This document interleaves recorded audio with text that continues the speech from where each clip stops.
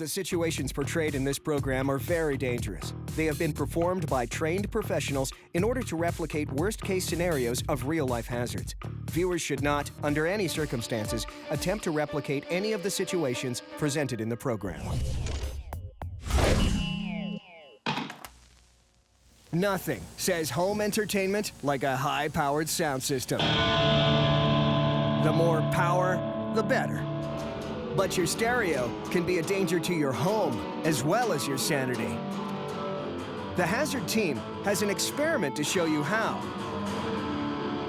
But it's not Brendan's questionable guitar skills under investigation today. It's the speakers themselves. A speaker works by sending electrical signals to a set of magnets, which push the speaker cone in and out, causing the air in front of the cone to vibrate. These vibrations create sound waves, which are measured in decibels.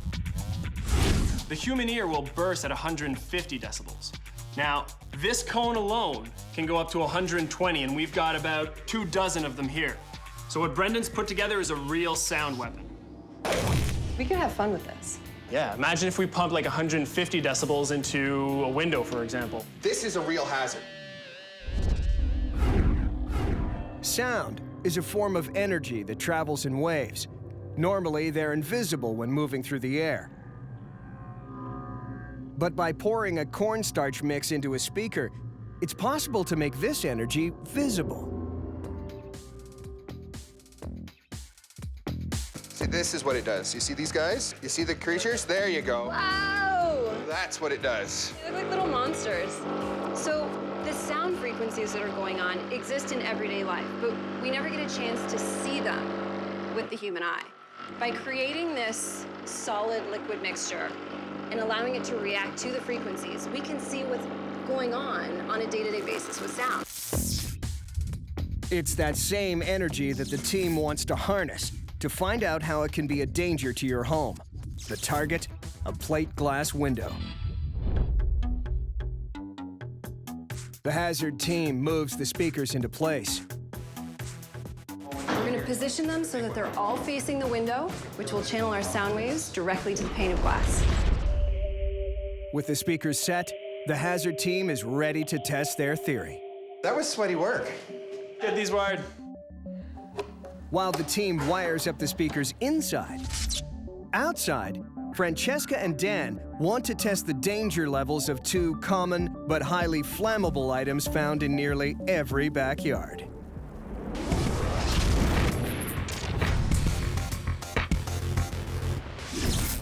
Ah, the backyard party. Burgers, booze, and open flames. What could go wrong? As Dan and Francesca are about to find out, plenty. First up, the barbecue. Responsible for $29 million worth of property damage every year, it's a major hazard waiting to happen.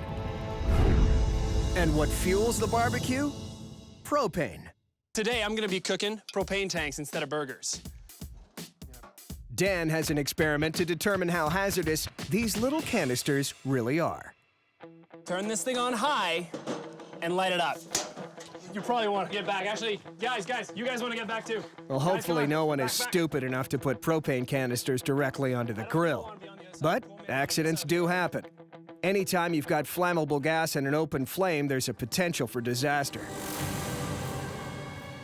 But Dan is conducting this over-the-top experiment to prove a point. Barbecues can get up to 700 degrees Celsius. And if those tanks warm up that much, that gas is just gonna want to blow out. Oh, I'm hearing something. And I see flames. Barbecue's on fire. It's definitely not safe, but it's not an explosion either. Because propane is so explosive, these canisters have a safety install. They have pressure relief valves. When exposed to extreme heat, they slowly release the propane inside. In this case, the valves did their job, which is why there are only small bursts of flame instead of a violent explosion. We were lucky that the pressure release blew out, but let's say that was a faulty pressure release, all of a sudden you've got a rocket-propelled propane tank that's firing across your backyard. But Francesca has something up her sleeve that could leave you with more than a hangover to deal with the next morning. You probably want to get back. Actually, guys, you guys want to get back too. Our engineer, Dan, has confirmed the obvious. Propane is flammable. But he also revealed how there are safeties put in place to prevent an explosion. Now, scientist Francesca is going to show what happens when a poolside cocktail party meets an open flame. For those who like to entertain at home, a tiki bar makes perfect sense. Why travel all the way to Hawaii when you can bring Hawaii to your own backyard? Makes sense to me. Lovely tiki bar you got here. Do you like it? The only thing about a tiki bar, it's probably the most dangerous thing in a backyard. What? What, because of the torches? Because of the torches, but primarily because of something else. Take this, 151 proof of rum. High-proof alcohol. It's not just a hazard to your liver. More volatile than jet fuel, it can send your tiki party up in flames. Francesca is conducting an experiment to show just how flammable 151 proof rum is. The fun begins. When it's wet, gunpowder typically doesn't burn. But if the liquid has enough alcohol in it, it lights easily, despite being soaked. So we're at a party and drinks are being poured. Oh no! Rum spilling all over. Rum We've is got pouring everywhere. flammable liquids. Not completely unfathomable. What else do you have at this tiki bar? Flame source for ambiance, but now it's close to our 151 proof, which goes up like that. That's pretty hazardous. But I feel like that's a little bit of rum. What if you had a lot of rum? Like a really good party going? A really good party. We can make that happen. It's a bit of a shame to be throwing this around. Yeah, definitely Watch making out! me a little sad to see all this alcohol being spilled. As alcohol heats up, it becomes easier to ignite, which makes this bright and sunny pool deck the perfect location for a tiki inferno. Let's do it. Ladder up.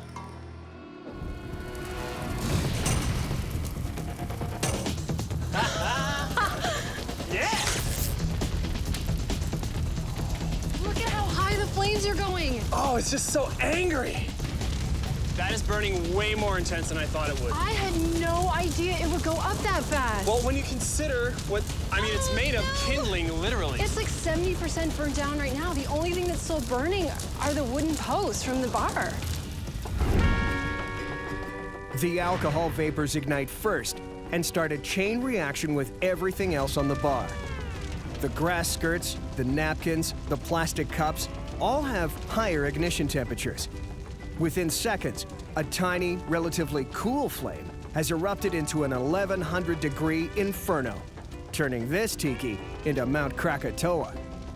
When it comes to backyard hazards, alcohol has proven itself to be the winner.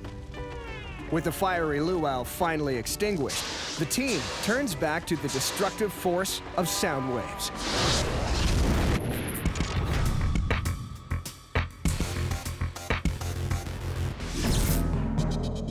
The hazard team wants to know if a high-powered sound system can actually shatter a plate glass window.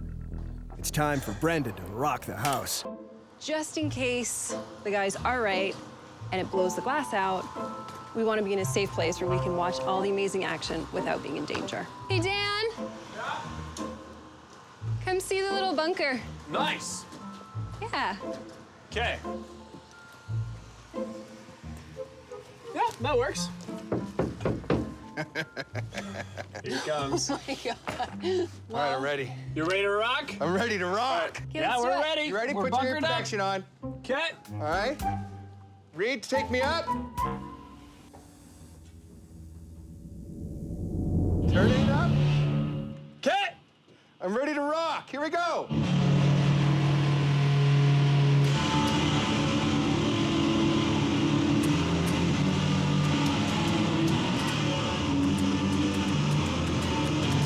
It's shaking a little bit, but It's not giving it that, like, violent shaking that you need to break glass. That's not working. Yeah. I think I know what might be wrong, Brendan. Yeah. See, right now we're pumping a lot of pressure at the window, right? So we got these huge amplitudes, we're really loud, a lot of decibels.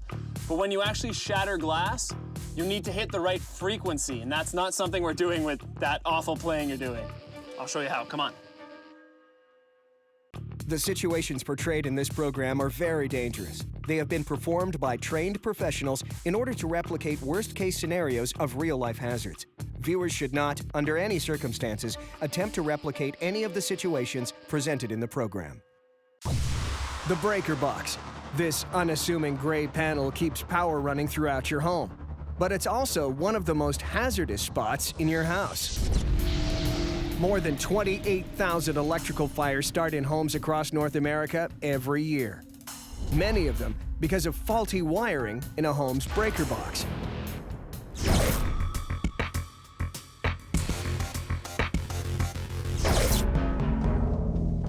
Dan and Brendan are on a mission to show just how dangerous they can be. There it is. All the power for the entire house runs through that panel. This box is the gatekeeper for electricity into your home. Whenever there's a fault or too much current flowing through the house, it breaks that circuit and shuts it down.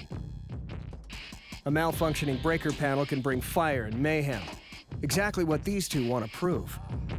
Over here, we've got some exposed wires. We've got a lot of dust in here. First, let's turn it off. Let's cut the grounds. Okay.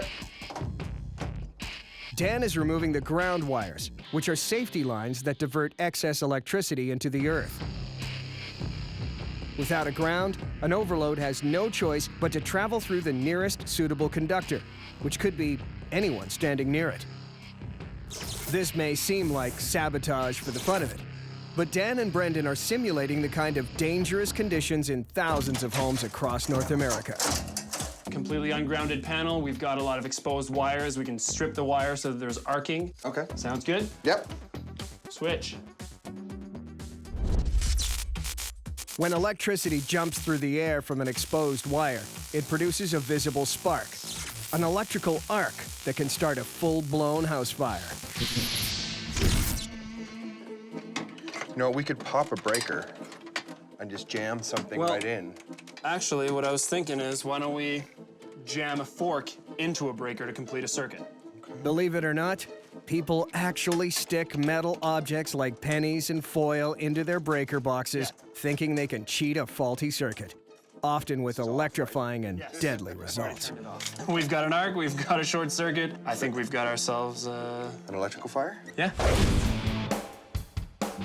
Most breaker panels lie hidden in closets or basements where flammable objects can pile up without being noticed. Exactly the conditions they want to recreate. The only thing left to do is to turn the power back on.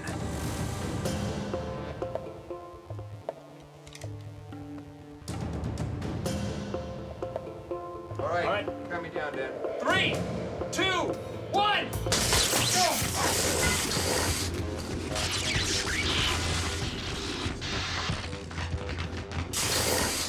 Oh, man.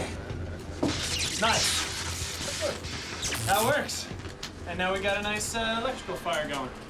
Perfect. With no grounding and no way to stop the current, as soon as the power is switched on, an electrical spark ignites the material in the box, spreading to the walls and ceiling in seconds. Oh, wow, look at that go.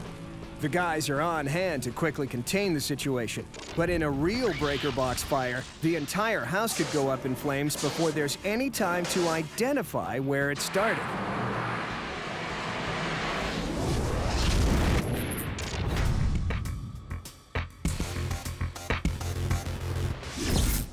The Hazard team has set up an experiment to show just how powerful sound can be by attempting to use stereo speakers to blow out the windows of the house. While Brendan's guitar playing may have rattled some nerves, the window held firm. But Dan has another more delicate plan. He's going to attempt to shatter glass using its own natural resonating frequency. First up, a crystal wine glass. I'm gonna hit this glass, record the sound it makes, then play it back. All right, you ready? As the amplitudes overlap, the glass should vibrate violently and eventually break. Okay, patch it through. Okay. I'm gonna send the exact same sound that the glass made into this speaker, and we're gonna see if it's gonna shatter. Ready? I'm ready. Good? DJ Jan. And kick it!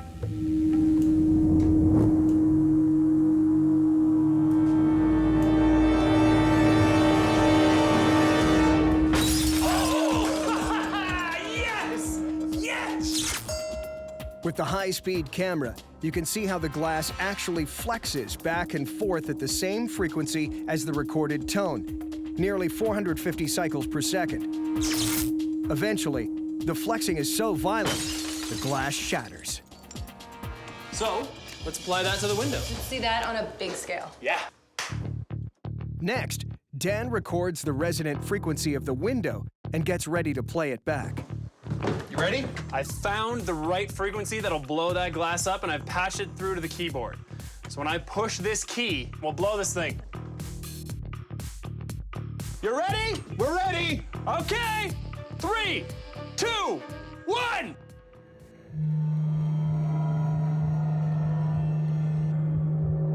Unlike the wine glass, the window glass is much thicker and has a much lower resonance. Okay, that didn't work. These speakers just aren't big enough for what the team has in mind. They want to blow the window out. For that, they'll need to bring out the big guns. But before Brendan reveals what he has in mind for the window, he has his own propane experiment he wants to conduct.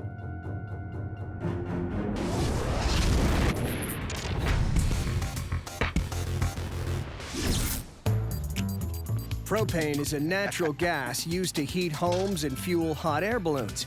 Used properly, it's safe. Why use my lungs when I can use a propane tank? That's why the greatest hazard of all is human stupidity. Using propane to inflate an air mattress can turn a dip in the pool into the Hindenburg disaster.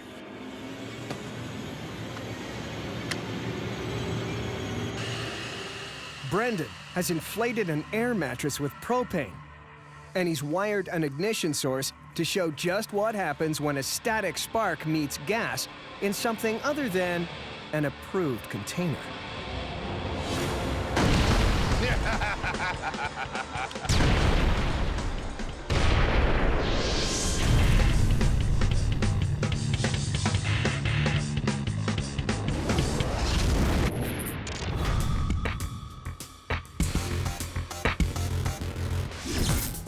Now, Brendan's determined to wreak the same havoc on the windows in the house. The team has successfully shattered a wine glass using sound frequency. But they're finding that busting window glass is much harder.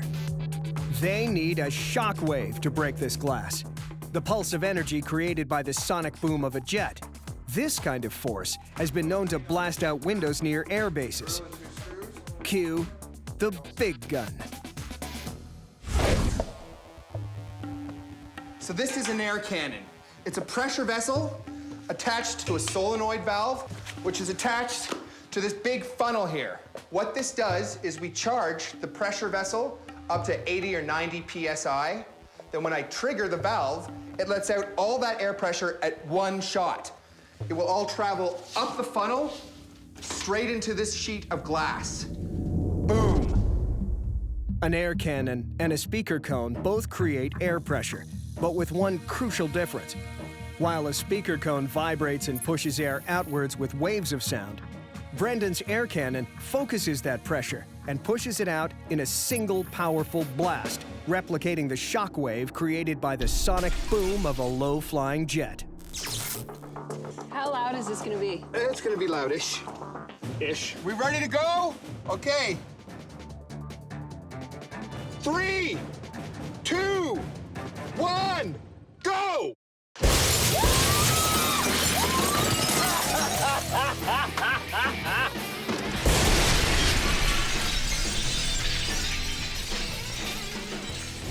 Whew, that would have gone right for my neck. No kidding. Oh, that was exciting. Shall we assess the damage? Let's. All right. Oh, wow. Look at that. It just completely blew apart. There's huge pieces everywhere. The air cannon acts in the same way as a speaker, but exerting a pressure of 90 psi. The team has proved that sound can damage your home with frequency and pressure. Definitely a hazard. That is one dangerous hazard.